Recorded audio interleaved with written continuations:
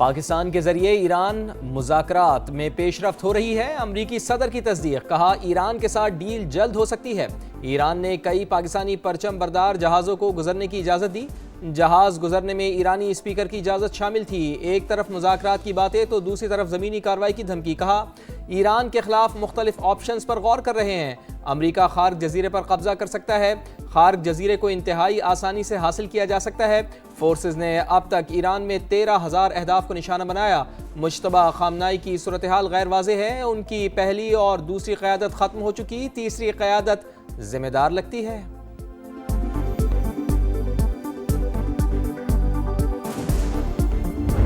I briefed the visiting brother foreign ministers on the prospects of potential US-Iran talks in Islamabad.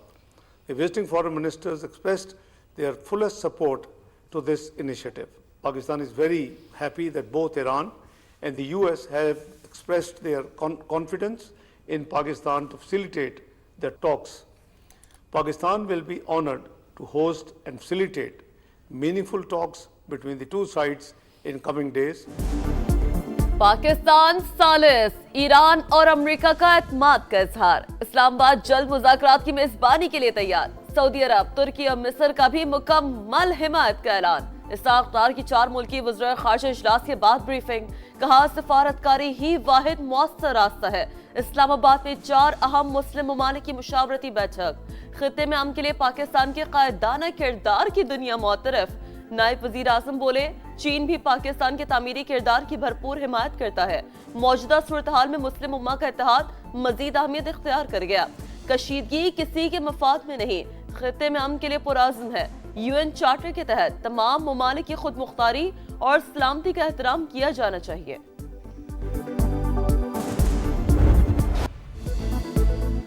مشرق وسطی میں جاری جنگ ختم کرانے کے لیے اہم مسلم ممالک ایک پیج پر۔ وزیر اعظم سے سعودی عرب، ترکی اور مصر کے وزرائے خارجہ کی ملاقاتیں، سفارتی کوششوں پر تبادلہ خیال۔ فیصل بن فرحان سے ملاقات میں وزیر اعظم کا سعودی عرب کی مکمل حمایت کا عزم، کشیدگی کے خاتمے کے لیے اجتماعی کاوشیں ناگزیر قرار، کہا پاکستان، ایران، امریکہ مذاکرات کے لیے مثبت کردار ادا کرتا رہے گا۔ امن و استحکام کے لیے مشترکہ کوششوں اور قریبی روابط جاری رکھنے پر اتفاق۔ ملاقاتوں میں اسحاق ڈار اور مشیر برائے قومی سلامتی لیفٹیننٹ جنرل محمد عاصم ملک کی بھی شرکت۔ معزز مہمانوں کا وزیر اعظم اور فیلڈ مارشل عاصم منیر کی کاوشوں کو خراج تحسین۔ تینوں معزز مہمان وزیر اعظم کے عشائیے کے بعد وطن واپس روانہ۔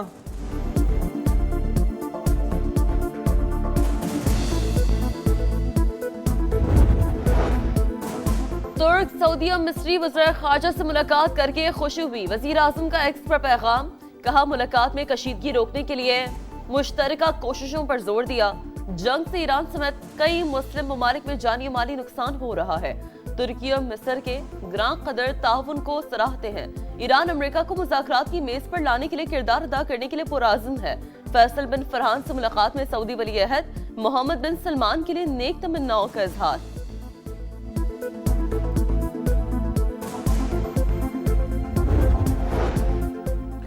نائب وزیر اعظم اسحاق ڈار سے سعودی وزیر خارجہ شہزادہ فیصل بن فرحان کی ملاقات، دو طرفہ تعلقات، علاقائی صورتحال اور خطے کے چیلنجز پر بات چیت، باہمی روابط اور تعاون جاری رکھنے پر اتفاق۔ ترکی اور مصر کے وزرائے خارجہ بھی اسحاق ڈار سے ملے، کشیدگی کے خاتمے کے لیے جاری کوششوں پر بات چیت، تحمل، کشیدگی میں کمی اور تنازعات کے حل کے لیے سفارتکاری کی اہمیت پر زور۔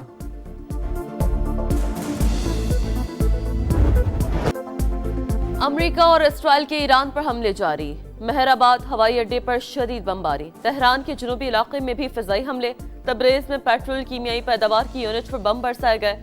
عالمی توانائی ایجنسی کی خنداب پلانٹ پر حملوں کی تصدیق، واضح کیا کہ شدید نقصان کے باعث پلانٹ آپریشنل نہیں رہا۔ خنداب پلانٹ کو 27 مارچ کو نشانہ بنایا گیا تھا۔ اسرائیل کی لبنان میں وحشیانہ بمباری جاری۔ UN امن دستوں کے ہیڈ کوارٹر پر بھی حملے، ایک اہلکار جاں بحق، متعدد زخمی۔ لبنانی میڈیا کے مطابق بیس پر تعینات انڈونیشین امن دستوں کو نشانہ بنایا گیا۔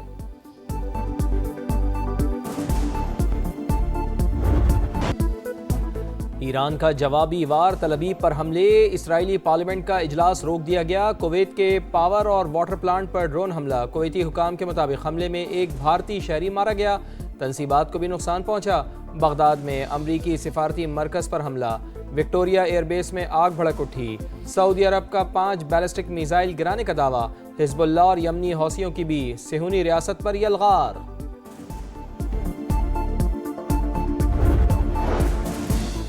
امریکی خصوصی فورسز کا دستہ مشرقی وسطی پہنچ گیا، تعداد 50,000 سے زیادہ ہو گئی۔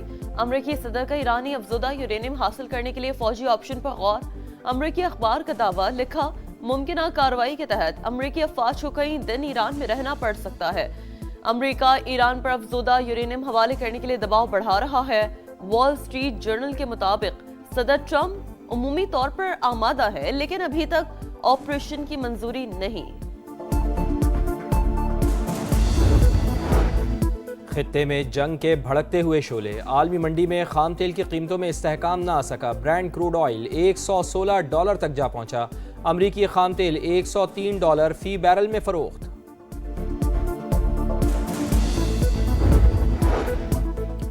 امریکہ کھلے عام مذاکرات کی بات کرتا ہے اور خفیہ طور پر زمینی حملے کی منصوبہ بندی کر رہا ہے۔ ایرانی اسپیکر کا دعویٰ، واضح کیا کہ ایرانی فوج امریکی زمینی فوج کا سامنا کرنے کے لیے تیار ہے۔ ایران پر کسی بھی زمینی حملے کا بھرپور جواب دیا جائے گا۔ ایرانی وزیر خارجہ کا بھی سخت رد عمل، کہا امریکہ اور اسرائیلی تعلیمی اداروں کو نشانہ بنا رہا ہے۔ یونیورسٹیوں پر حملوں سے علم کا سلسلہ رکے گا نہیں۔ پاکستان ایک بااعتماد ثالث کے طور پر سامنے آ رہا ہے۔ اب ون ون سچویشن یہ ہے کہ نیوکلیئر کے اوپر ڈیل ہو جائے، 2 چیزیں امریکہ کو مل سکتی ہیں ریئلسٹکلی، اور 2 چیزیں ایران کو مل سکتی ہیں۔ 8 مہینے ایران اس جنگ کی تیاری کرتا رہا۔ یہ فوجیں اتارنے والی جو بات ہے نا، یہ وہ ایک بڑی اور سنگین غلطی امریکہ ایران میں نہ کر دے۔ یہاں سے پیسہ باہر جانا شروع ہو گیا ہے تو حکومت کی نااہلی ہے۔ $10 قیمت پاکستان میں بڑھتی ہے تو $250 ملین ماہانہ کا ہمیں ایکسٹرا دینا پڑتا ہے۔ مشرق وسطی سے جنگ کے خاتمے کے لیے پاکستان نے امن کی شمع تھام لی۔ ایک طرف تہران سے رابطے، دوسری طرف واشنگٹن کے لیے پیغامات۔ پاکستان کے قائدانہ کردار پر سما سچویشن روم سے نان سٹاپ بڑی کوریج۔ بدلتی صورتحال پر لمحہ بلمحہ رپورٹنگ۔ پاکستان اسٹریٹجک ثالث کے طور پر ابھر رہا ہے۔ اسرائیل کے جنگی عزائم کو روکنے کے لیے مضبوط ممالک کا اتحاد ضروری۔ ایران امریکہ کے کہنے پر اپنا میزائل پروگرام نہیں چھوڑے گا۔ سینئر دفاعی ماہرین اور مبصرین کے جاندار تجزیے۔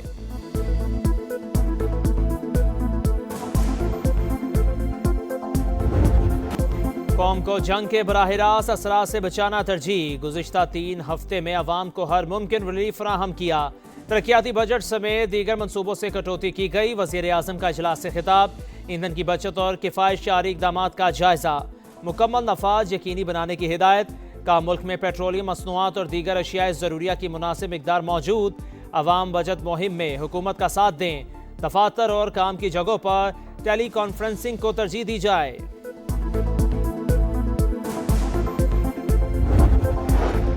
وفاق کا کفایت شعاری اقدامات کے تحت 154 ارب روپے بچانے کا ہدف۔ اسمارٹ لاک ڈاؤن اور محدود تجارتی سرگرمیوں سے توانائی کی بچت کا پلان۔ موٹر سائیکل اور رکشہ صارفین کو پیٹرول پر مخصوص سبسڈی دی جائے گی۔ حتمی فیصلہ اعلیٰ سطح مشاورت کے بعد کیا جائے گا۔ پاکستانیوں کی بیرون ملک موجود دولت واپس لانے کی کوششیں۔ روشن ڈیجیٹل اسکیم میں سرمایہ کاری سمیت مختلف تجاویز زیر غور۔ پی آئی اے کا برطانیہ کے لیے براہ راست فلائٹ آپریشن بحال۔ 6 سال بعد پہلی پرواز اسلام آباد سے لندن پہنچ گئی۔ ہیتھرو ایئرپورٹ پر مسافروں کا استقبال۔ پروازوں کی بحالی، دونوں ملکوں کے درمیان بہترین تعلقات کی آغاز۔ جلد کراچی سے بھی فلائٹ شروع ہونی چاہیے۔ جین میریٹ کا تقریب سے خطاب۔ بانی پی ٹی آئی کی اہلیہ بشرا بی بی کا ڈیالہ جیل میں طبی معائنہ۔ دائیں آنکھ میں دھندلے پن اور سر درد کی شکایت پر ادویات تجویز۔ 4 ہفتے بعد دوبارہ چیک اپ کی ہدایت۔ دادو میں ہائی پروفائل تحریر قتل کیس کا محفوظ فیصلہ آج سنایا جائے گا۔ ضلع بھر میں سیکیورٹی ہائی الرٹ۔ رباب چانڈیو انصاف کے لیے پر امید، کہتی ہیں نظام ثابت کرے گا کہ طاقتور کو بھی سزا ہو سکتی ہے۔ 8 برس پہلے رباب کے والد، دادا اور چچا کا قتل ہوا۔ پیپلز پارٹی کے 2 MP سمیت 8 ملزمان نامزد، 4 ملزم ضمانت پر اور 4 جیل کسٹڈی میں ہیں۔ کیس کی 380 سماعتیں ہو چکی۔ کراچی میں ہیوی ٹریفک وبال جان۔ کورنگی بلال چورنگی میں واٹر ٹینکر نے موٹر سائیکل کو روند ڈالا۔ خاتون سمیت 2 افراد جان سے گئے۔ بلدیہ میں بے قابو ٹریلر کی گاڑی کو ٹکر سے ایک شخص جاں بحق، 9 افراد زخمی۔ शहर कायद में रवा साल हैवी ट्रैफिक ने 91 जानें निगल ली। कराची गार्डन वेस्ट में शोहर ने बीवी पर फायरिंग करके खुदकुशी कर ली। शदीद जख्मी 35 साल की पलवशा का इलाज जारी। पुलिस के मुताबिक वाकया घरेलू झगड़े के दौरान पेश आया। मजीद तहकीकात जारी।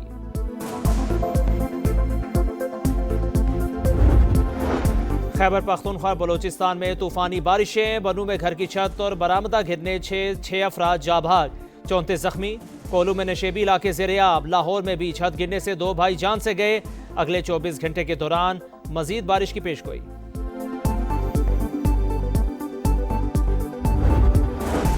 पचास साल बाद चांद पर इंसानी मिशन भेजने की तैयारियां मुकम्मल। 1 अप्रैल को रवानगी मुतवक्के। नासा के मुताबिक मून मिशन को आर्टेमिस 2 का नाम दिया गया है। 4 खलाबाज चांद के गिर्द तेज रफ्तार चक्कर लगाकर जमीन पर वापस आएंगे। PSL 11 में कराची किंग्स ने लाहौर कलंदर्स को 4 विकेटों से हरा दिया। 129 रन का हदफ, 3 गेंदें कबल हासिल। आखिरी ओवर में लाहौर कलंदर्स को गेंद से छेड़छाड़ महंगी पड़ गई। एम्पायर्स ने पेनल्टी लगाकर कराची को इजाफी 5 रन दे दिए। गेंद भी तब्दील, अब्बास आफरीदी ने छक्कर लगाकर कराची को जीत दिलवाई। दूसरे मैच में कोयटा ग्लैडिएटर्स ने हैदराबाद किंग्समैन को 40 रन से हराकर पहली कामयाबी हासिल कर ली। 175 रन के ताकुब में हैदराबाद की टीम 134 रन बना सकी।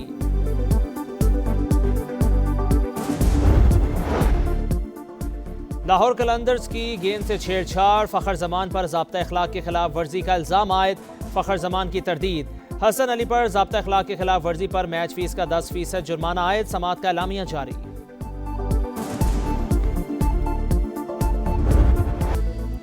और छोटी उम्र में बड़ा कारनामा, 19 साल के अतालवी ड्राइवर किमी एंटोनीली ने जापान में फार्मूला 1 रेस जीत ली। चैंपियनशिप की तारीख के कम उम्र तरीन ड्राइवर बनने का एजाज।